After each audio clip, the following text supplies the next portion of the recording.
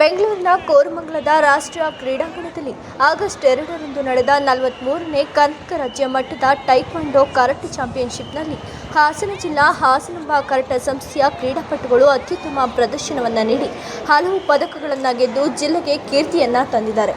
ಸ್ಪರ್ಧೆಯಲ್ಲಿ ಅನಿತಾ ಎಂಎಂ ಹಾಗೂ ಆರ್ಯನ್ ಬಿವಿ ಪ್ರಥಮ ಸ್ಥಾನವನ್ನು ಪಡೆದಿದ್ದಾರೆ ಹಾಗೂ ವಿಸ್ಮಯ್ ಕೆ ಮತ್ತು ಧನುಷ್ ದ್ವಿತೀಯ ಸ್ಥಾನವನ್ನು ಪಡೆದು ಅನುಷ್ಕಾ ಆರ್ವಿ, ಲಕ್ಷ್ಮಿ, ಶಶಾಂಕ್ ಎಸ್ಆರ್ ಹಾಗೂ ತ್ರಿಶಾಲಿ ಕೆಆರ್ ತೃತೀಯ ಸ್ಥಾನವನ್ನು ಪಡೆದು ಗಮನವನ್ನು ಸೆಳೆದಿದ್ದಾರೆ.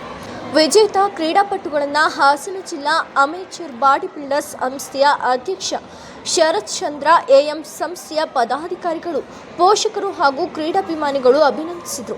ಕರಾಟೆ ತರಬೇತಿದಾರರು ಮಹಾದೇವ ಅವರು ಕ್ರೀಡಾಪಟುಗಳಿಗೆ ಉಚಿತವಾಗಿ ತರಬೇತಿಯನ್ನು ನೀಡುತ್ತಿರುವುದು ಈ ಸಾಧನೆಗೆ ಪ್ರಮುಖ ಕಾರಣವಾಗಿದೆ ಎಂದು ಹೇಳಿದರು.